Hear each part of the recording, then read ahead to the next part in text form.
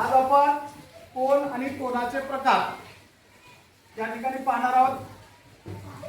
ज्या कोनाचं माप 90 अंश असतं त्याला काटकोन म्हणतात।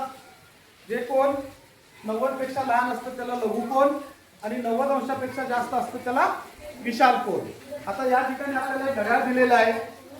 या घड्याळामध्ये आपल्याला कोन पाहायचा आहे। किती वाजता घड्याळामध्ये काटकोन तयार होईल? किती वाजता घड्याळामध्ये काटकोन तयार होईल? बोललं का? करेक्ट 3 वाजता घड्याळामध्ये काटकोन तयार होईल। रॉंग। त्याच्यानंतर दुसरा काटकोन कधी तयार होईल? दुसरा काटकोन केव्हा तयार होईल?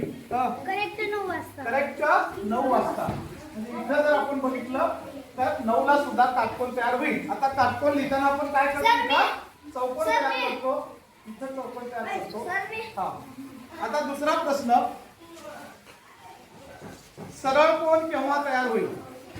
सरळ कोन करेक्ट 6 वाजता। म्हणजे दोन्ही काटे एकमेकांना सरळ असतील त्यावेळेस सरळ कोन तयार होईल। सरळ कोनाचं माप किती? सरळ कोनाचं माप किती? 180। करेक्ट 180 नाही 180 अंश। 180 अंश। काटकोनाचं माप किती? 90 अंश। बरोबर। आता सांगा ही दोन बोट आहेत। या दोन बोटामध्ये कोणता कोन तयार झाला?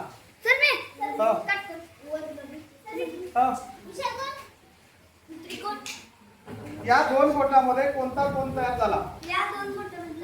करेक्ट या दोन बोटामध्ये लघुकोन आहे।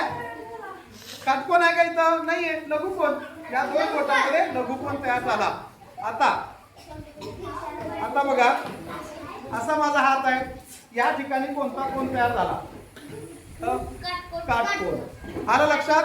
लघुकोन, काटकोन, घड्याळावरचे प्रश्न, अशा प्रकारचे प्रश्न आपल्याला विचारले जातात। त्याचं उत्तर आपल्याला सांगता आलं पाहिजे।